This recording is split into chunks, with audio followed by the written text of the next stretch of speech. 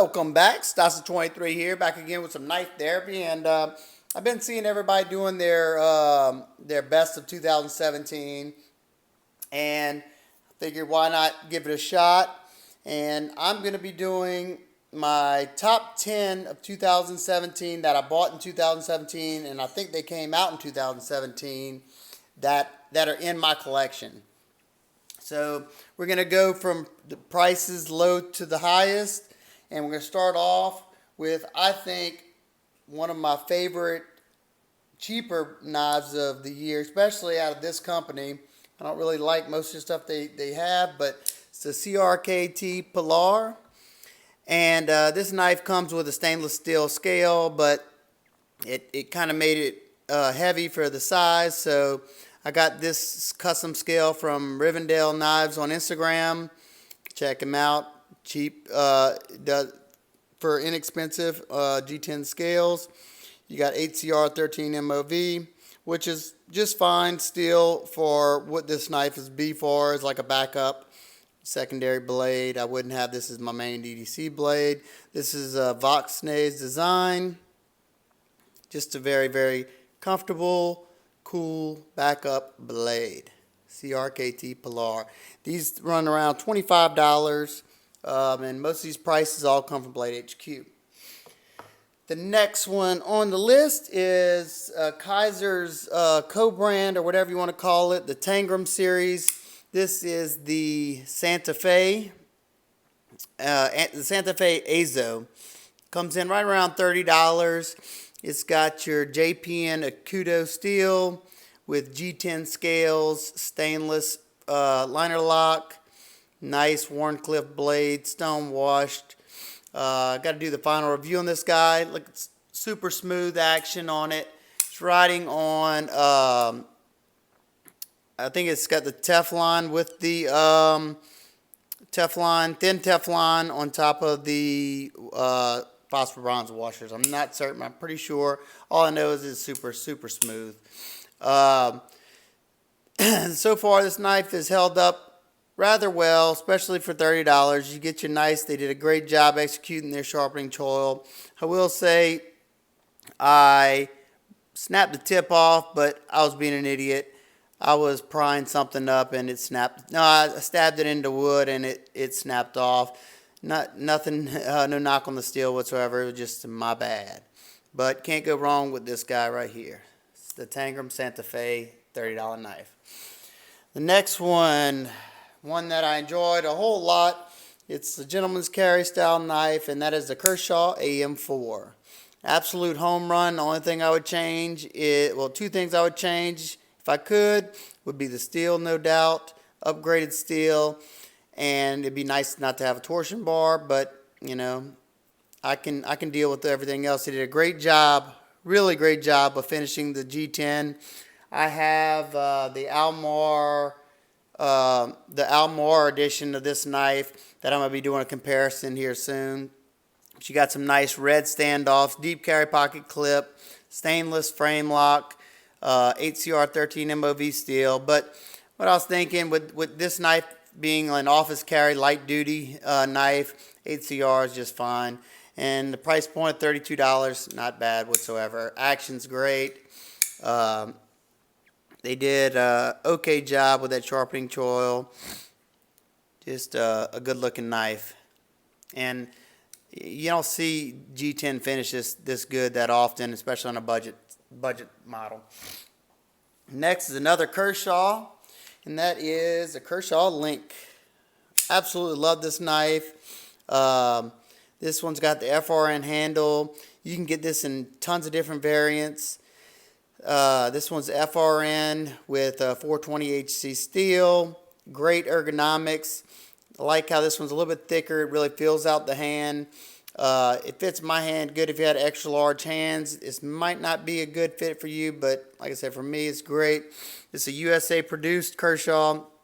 Coming in right around $36, I think, on Blade HQ. Nice stone washed blade. I don't think I've even done a review on this guy yet. Did a great job on the sharpening notch, executed just right. This one's speed safe. You know, I'm not a Speed Safe fan, but it has good action. You can also get this guy with the same steel with aluminum scales. I think it's gray aluminum. And if you want to upgrade it a little bit more, you can go to, I think, Blades We Love, I think it is. And they have the aluminum scales with the S35VN steel. And they also had a sprint run of this that came out for like $76 with M390. I didn't realize it was a sprint run. I thought it was going to be, what they, changed it to. I would have picked one up, but great knife regardless of the steel. Definitely a good purchase. Alrighty. Next on the list is the Boker Lancer. This one is the oops mess up that they did, and first production, I can't even see that, 403 out of 500, and this was the one that they let it slip and they put S35VN, which it was my gain. I think I paid $64 for this, and the regular version now that comes like this with the black scales has 440C steel, and the one with 440C is right at $40. And it's got a titanium liner lock, very beautiful, like an acid stone wash look, very smooth. Mine is at least. And it also has this protruding notch that comes up here that you can use it as a front flipper, or you can just flip it out. One thing I'll say, and you can also get this in an upgraded version. There's a carbon fiber edition, carbon fiber scales with CPMS 35VN, like this one. It's an exclusive to Blade HQ for $80. Now, through my use of this knife, I'm going to say right now that 440C is probably way good enough for what this knife is intended for.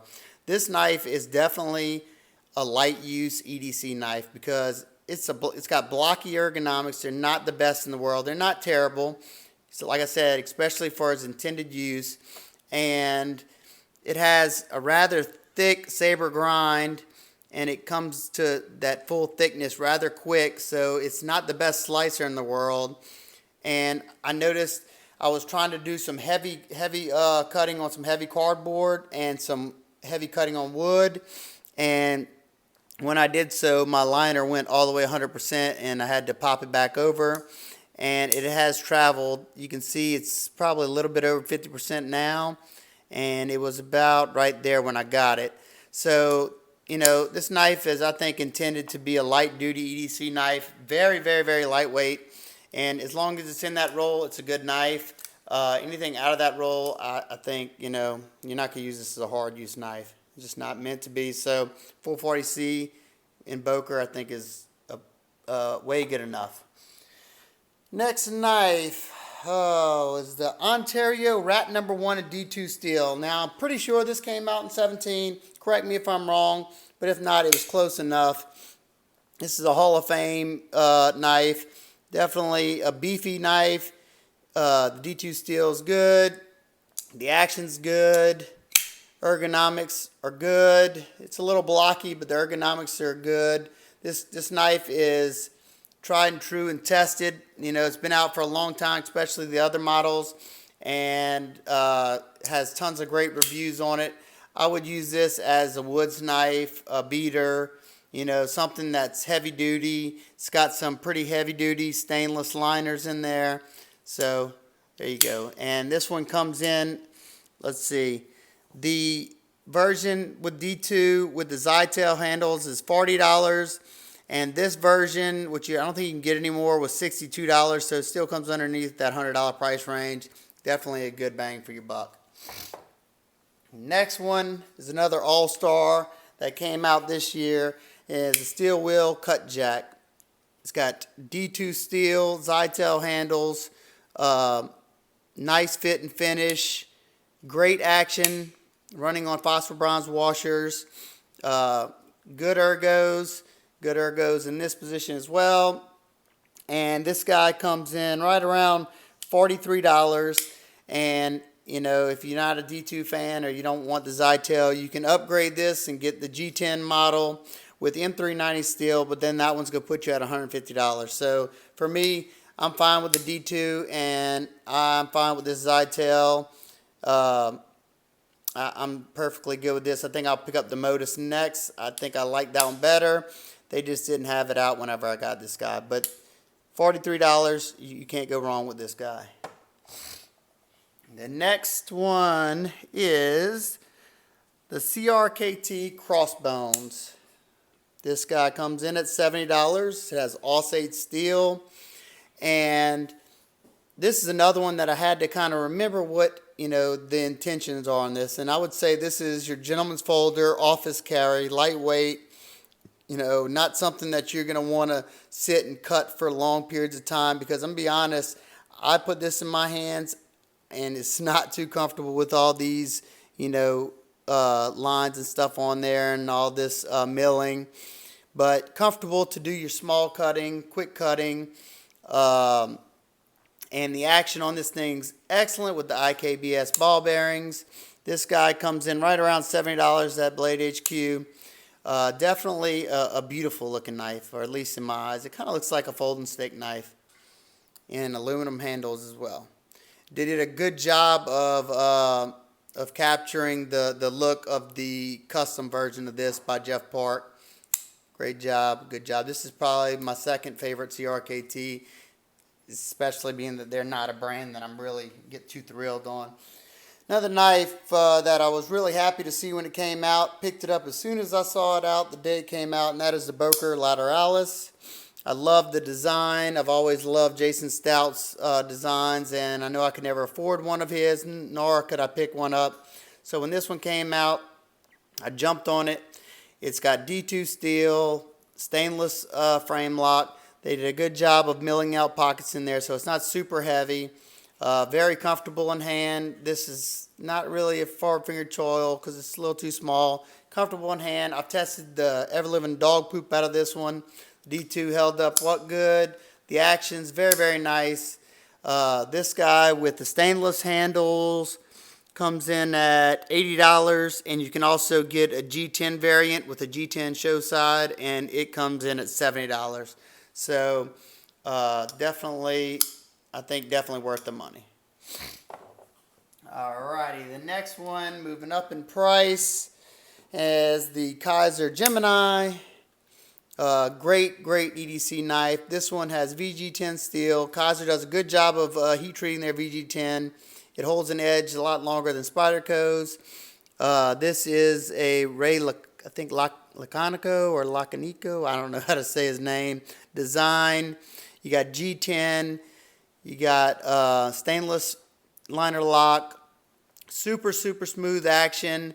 It's running on stainless bearings, but I don't know if you can see that white. It's got a ceramic detent, which makes this guy a lot smoother than some of the other Vanguard series. This one comes in right around $80, but right now, if you search around, I think I saw one for $50. Great price. That's a great deal. Still need to do a review of this guy too, I think. Okay, the next three are honorable mentions, and I'll tell you why they're honorable mentions. The first is this guy right here, the CH3504 Mini.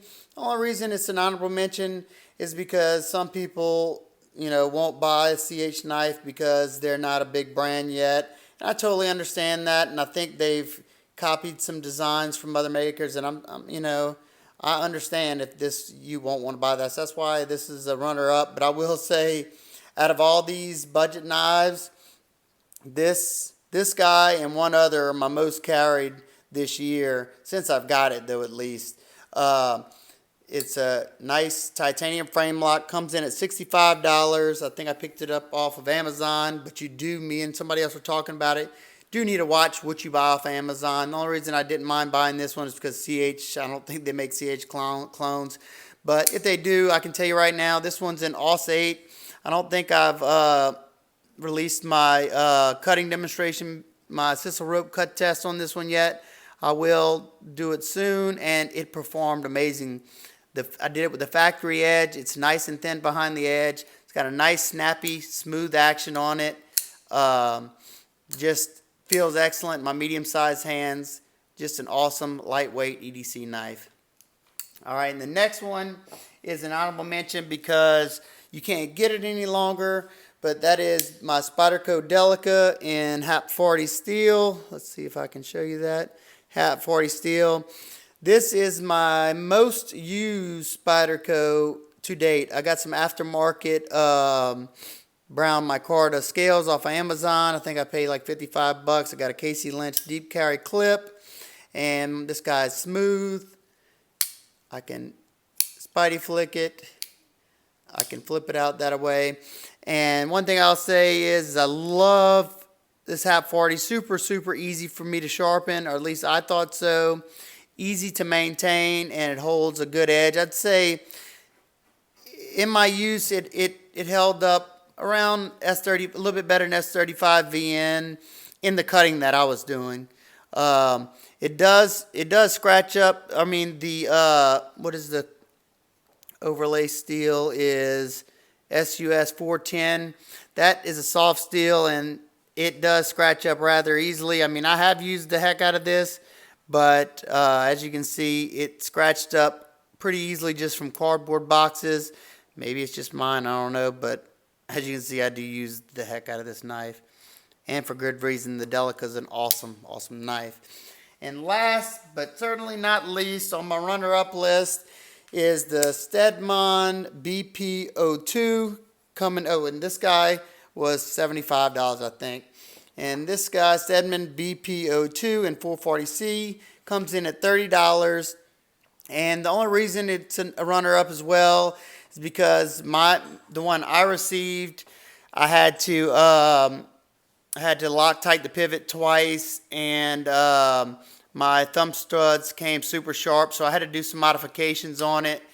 But after that, I will say this knife right here is the smoothest. I think that this is the smoothest knife in my collection. Watch this.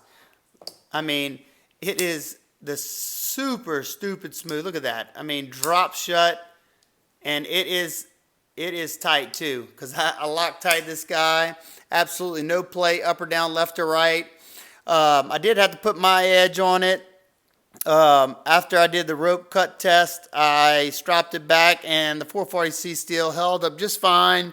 It is rather thick behind the edge, but for, you know, a beater knife, a hard use beater knife, or, you know, just a regular EDC blade, it will hold up just fine. It's just not the best slicer in the world when you're cutting through thicker material, but I definitely love the design. It looks nice, and I also added a sharpening trawl there because they didn't, and it terminated and it looked funny.